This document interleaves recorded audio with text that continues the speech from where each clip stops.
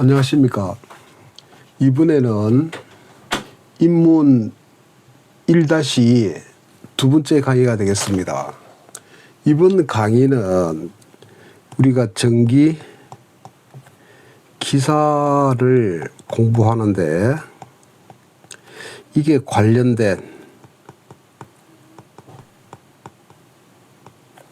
과목이 어떻게 되고 그 다음 이 과목에 대한 과목의 종류하고 그게 관련된 내용이 어떻게 되는가, 이거를 저번에 강의했던 RLC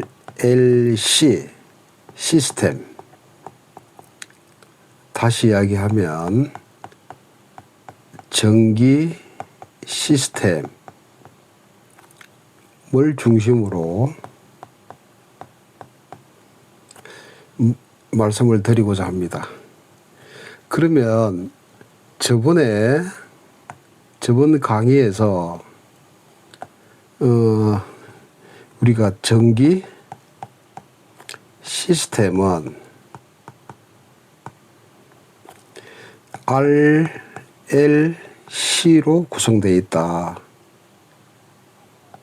그랬을 때 여기에 들어가는 입력 요소가 전압하고 전류가 들어가면 여기에 나오는 출력이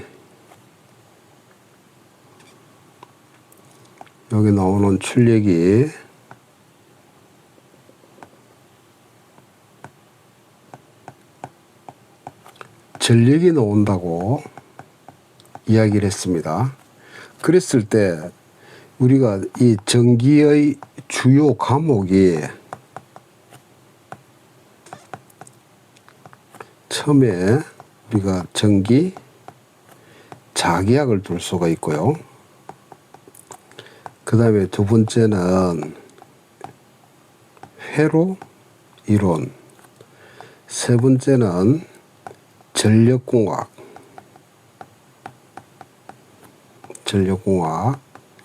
네 번째는 전기기기, 다섯 번째는 전기 설비 기준. 그전에는 전부 법규라 그랬습니다.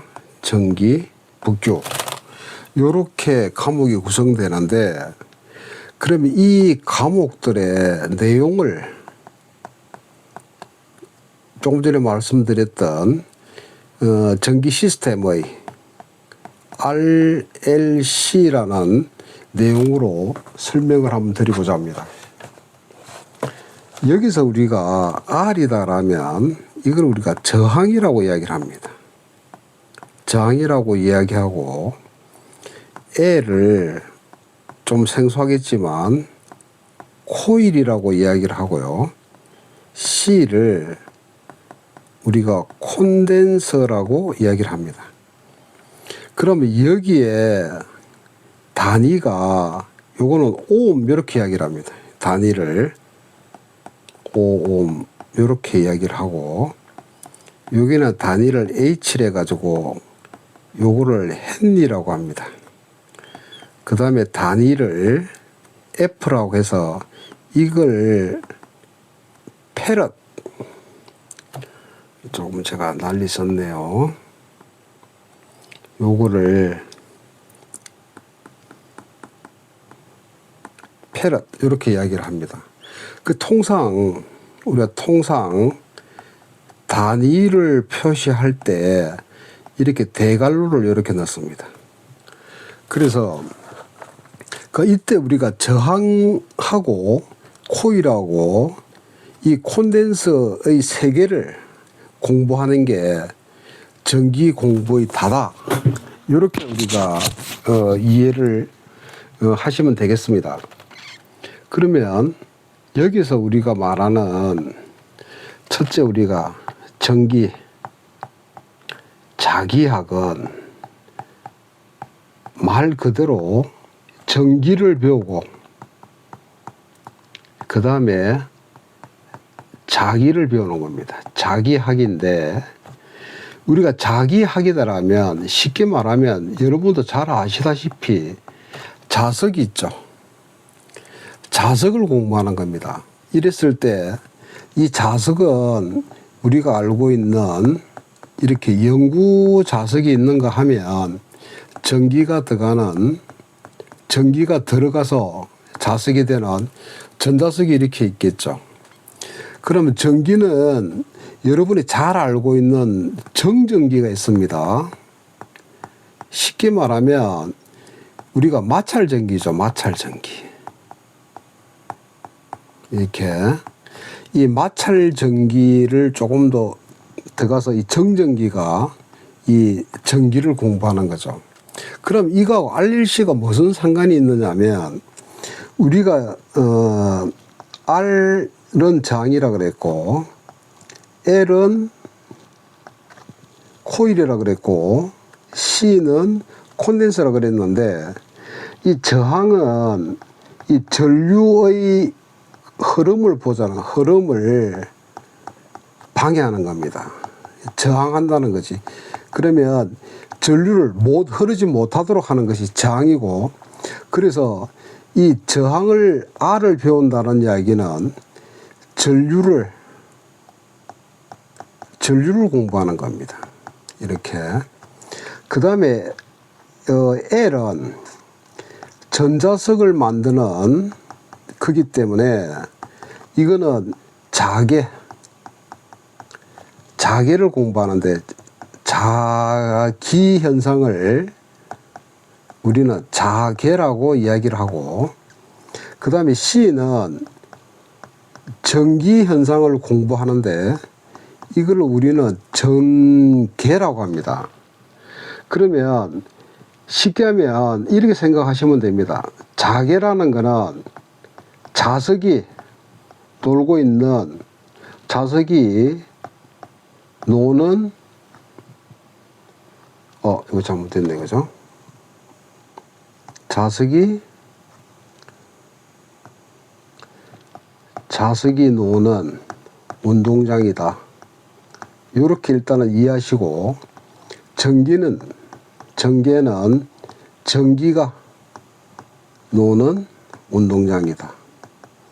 이렇게 일단은 이해를 하셔가지고, 그럼 RLC를 배우는데 우리가 잠시 인간으로 한번 생각을 해 보겠습니다.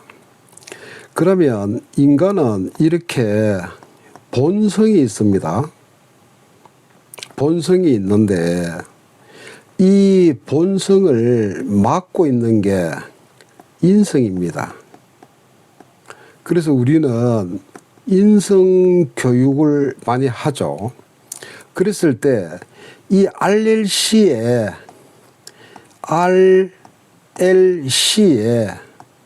본성, RLC의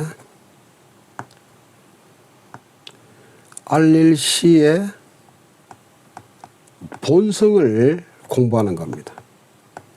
다시 이야기하면 우리가 RLC에서 본성이라는 이야기는 RLC가 가지고 있는 능력입니다. 이 능력을 공부하는 것이 전기자기학이다. 이렇게 여러분이 생각하시면 되고, 그 다음에 두 번째에 회로이론은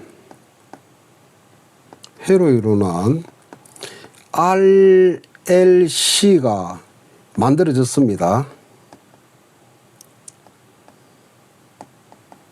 만들어졌는데, 그럼 이 만들어져 있는 RLC의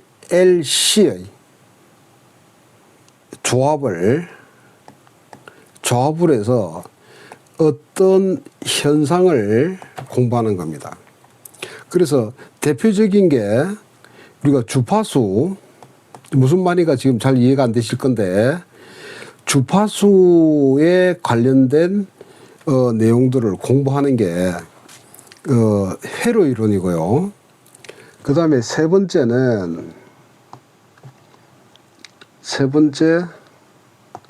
이 전력공학입니다. 세 번째 전력공학은 뭐를 똑같이 RLC를 공부하는데 우리가 이렇게 발전소를 G라고 이렇게 표시를 하겠습니다. 그럼 우리가 일반적으로 발전소는 여러분도 잘 아시다시피 수력발전, 화력발전,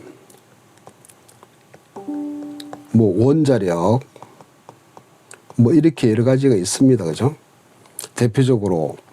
그러면 이게 발전소에서 발전을 해서 통상 우리가 그냥 참고로 들으십시오.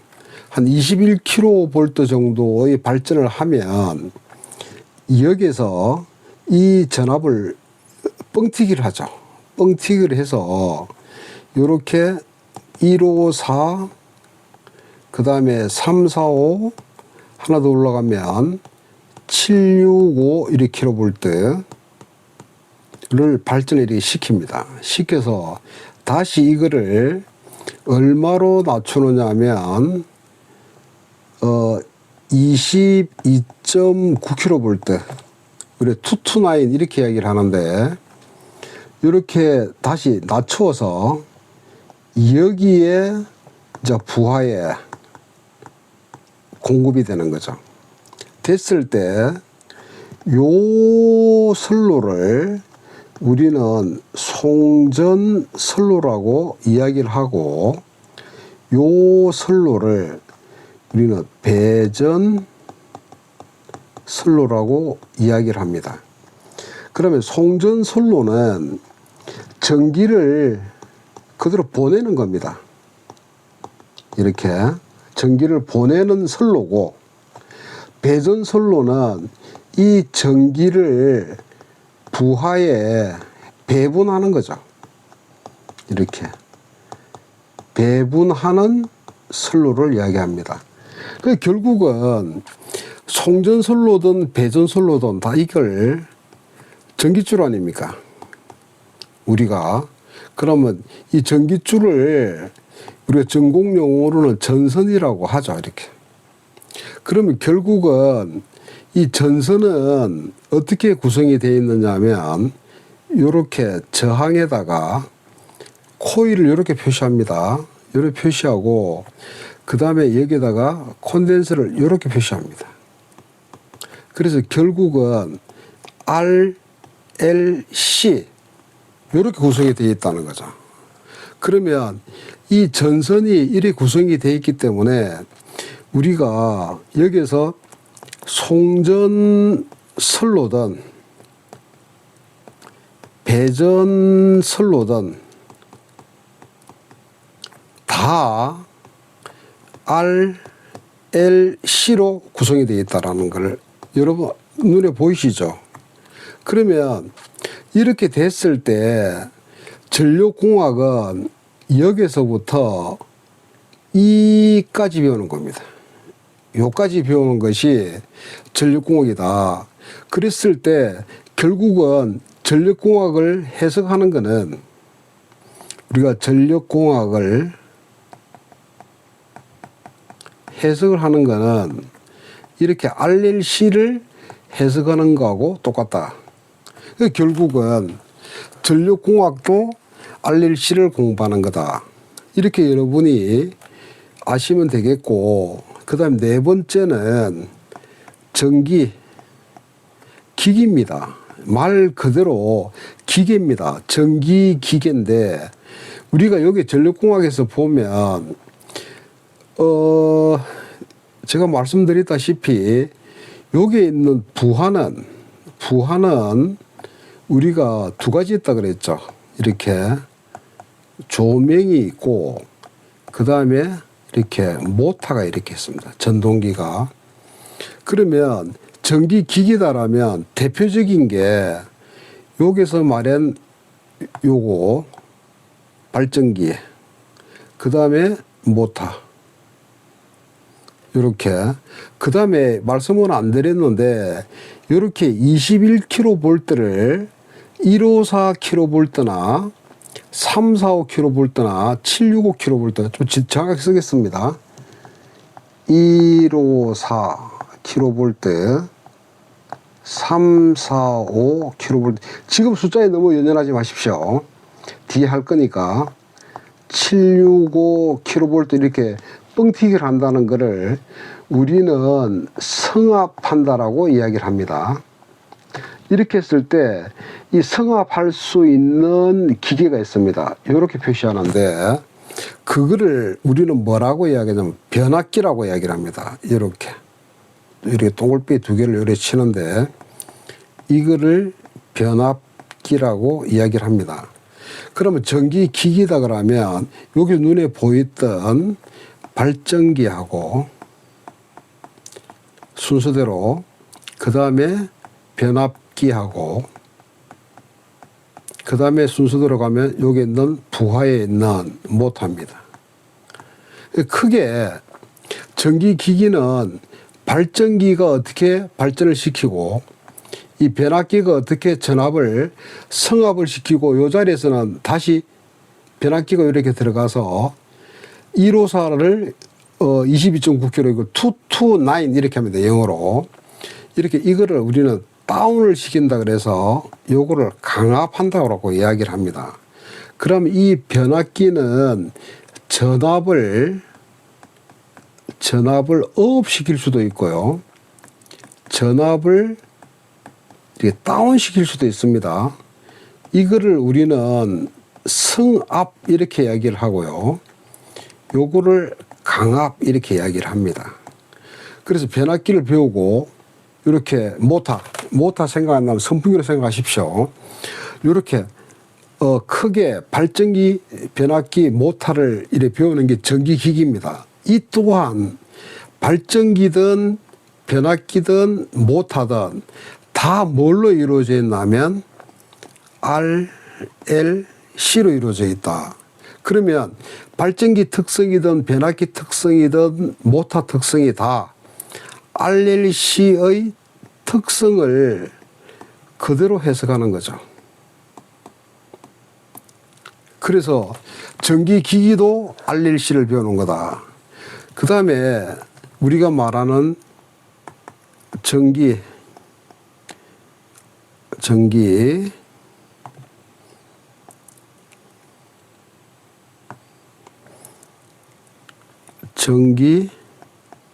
설비 기준은, 그러면 이렇게 전기 설비 기준을 쉽게 이야기를 하면, 여러분들이 우리가 차도나 이런 데 가면 이게 전봇대가 많이 있을 겁니다. 그러면 이 전봇대도 통상 우리가 이렇게 표시하는데, 이렇게 전봇대가 이렇게 있으면 이 전봇대 간격은 얼마로 해라. 그 다음에 전봇대를 이렇게 심을 때 어떻게 심어라. 그 다음에 전봇대는 이 위에 선이 어떻게 가라. 이런 기준들, 그러니까 설치 기준이죠.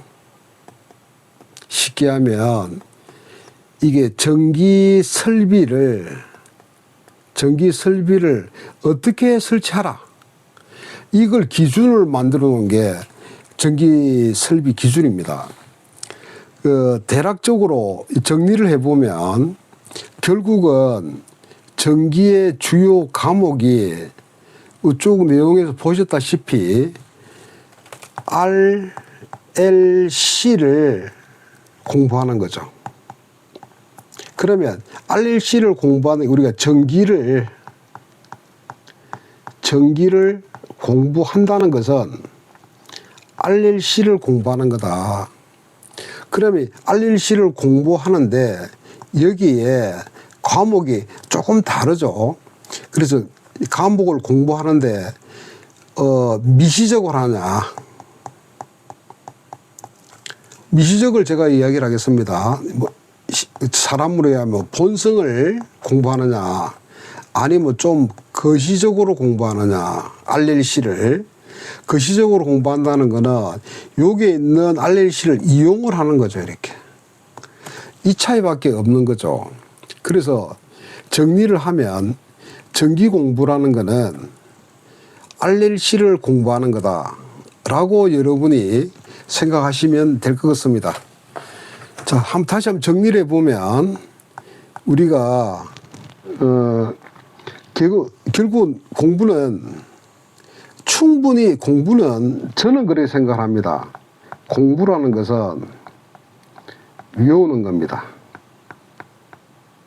암기하는 건데 암기가 쉽게 되질 않으니까 암기를 하기 위해서 첫 번째 최대한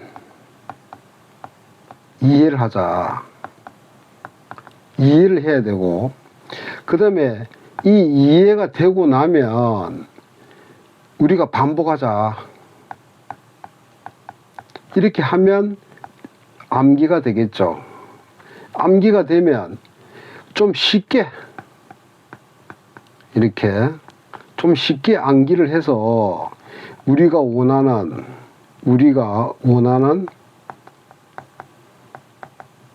자격증을 따면 우리는 행복할 수 있지 않겠나 라는 희망을 해봅니다.